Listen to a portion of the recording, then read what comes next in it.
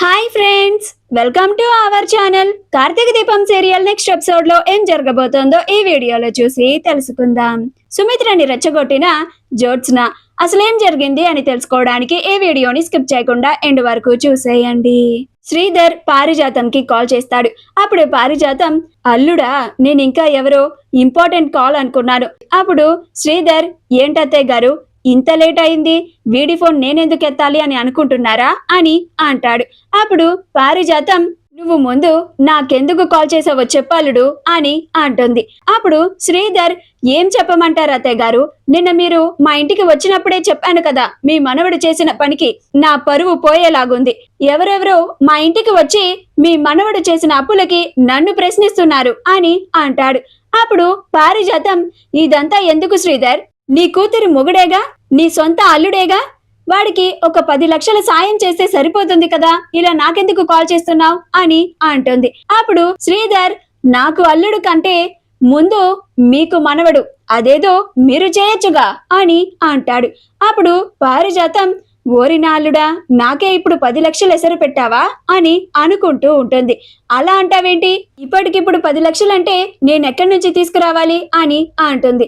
అప్పుడు శ్రీధర్, మీరు నాకు చెప్పకండి అత్తయ్య గారు, మీ దగ్గర ఎప్పుడు డబ్బులు కుప్పలు తప్పలుగా పోసి ఉంటాయని నాకు చాలా బాగా తెలుసు. మీ కొడుకేమో దేశాలను పట్టుకొని తిరుగుతున్నాడు, మీ మనవడేమో అప్పులు చేసుకుంటూ ఇల్లు తిరుగుతూ ఉన్నాడు. మీ మనవడు చేసిన పనికి నా పరువు పోతుంది అని అంటాడు. అప్పుడు పారిజాతం, నాకదంతా తెలీదల్లుడు, ఇవన్నీ నువ్వే చూసుకో, నాకు చాలా పనులున్నాయి అని అంటుంది. అప్పుడు శ్రీధర్, చాలా పనులంటే ఇంకేమున్నాయి అని అంటాడు. అప్పుడు పారిజాతం, ఇందాకే జ్యోత్స్నకి నిశ్చితార్థం పెట్టుకోవడానికి ముహూర్తాలు పెట్టుకున్నాం అని అంటుంది. జ్యోత్స్న పెట్టుకున్న లాంటి Dazzle rim copper silver jewellery set మీకు కూడా కావాలా? అయితే వెంటనే స్క్రీన్ మీద డిస్ప్లే అవుతున్న షాపింగ్ ఐకాన్ ని కానీ డిస్క్రిప్షన్ లో ఉన్న లింక్ ని క్లిక్ చేసి కానీ వెంటనే మీ ఆర్డర్ ని ప్లేస్ చేసుకోండి. అప్పుడు శ్రీధర్, ఏంటి నిశ్చితార్థానికి ముహూర్తాలు పెట్టుకున్నారా, నాకు తెలియకుండా ఇదెప్పుడు జరిగింది అని అంటాడు. అప్పుడు పారిజాతం, అన్ని నీకు చెప్పి చేయాలా ఏంటల్లుడు అని అంటుంది. అప్పుడు శ్రీధర్, ఈసారైనా ఆ నిశ్చితార్థం జరుగుతుందా అని అంటాడు. అప్పుడు పారిజాతం, అస్సలు జరగదు, నా మనవరాలు జరగనివ్వదు అని అనుకొని, అలా అంటావేంటల్లుడు, ఖచ్చితంగా జరుగుతుంది అని అంటుంది. జ్యోత్స్న ఇదే తనకు మంచి అవకాశమని సుమిత్ర దగ్గరికెళ్ళి, మమ్మీ నువ్వే విన్నావు కదా ఆంటీ ఏం చెప్పారు, ఆ దీప నా ఎంగేజ్మెంట్ లో ఉంటే మళ్ళీ గొడవ జరిగి మళ్ళీ నా ఎంగేజ్మెంట్ ఎక్కడ ఆగిపోతుందేమోనని ఆంటీ భయపడుతున్నారు. నువ్వు ఏదో ఒకటి చేసి దీపని బావని నా ఎంగేజ్మెంట్ కి రానివ్వకుండా ఆపాలి అని అంటుంది.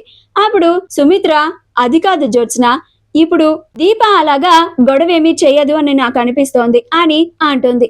అప్పుడు జ్యోత్స్న, లేదు మమ్మీ, ఆ దీప ఏమీ తెలియనట్టు అందరి ముందు సైలెంట్ గానే ఉంటుంది, కానీ మన ఇంట్లో ఎంగేజ్మెంట్ జరిగేటప్పుడు మాత్రం తన నిజస్వరూపాన్ని అప్పుడు బయటకు తీస్తుంది.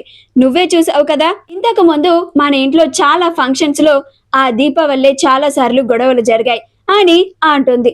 అప్పుడు సుమిత్ర, నువ్వు చెప్తుంది కూడా నిజమే జ్యోత్స్న, ఇంతకు ముందు ఆ దీప మన ఇంట్లో చాలా సార్లు గొడవ చేసింది, ఆ దీప వల్ల మన ఇంట్లో చాలా సార్లు పరువు కూడా పోయింది అని అంటుంది.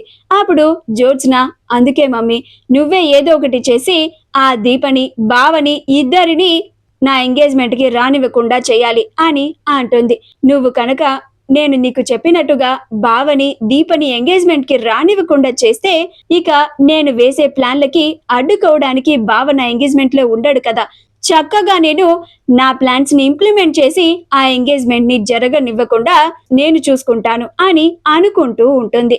మా వీడియో కనుక మీకు నచ్చినట్లయితే లైక్ చేయండి, షేర్ చేయండి, మా ఛానల్ ని సబ్స్క్రైబ్ చేసుకోండి, పక్కనే ఉన్న బెల్ ఐకాన్ ని క్లిక్ చేయడం మాత్రం మర్చిపోకండి.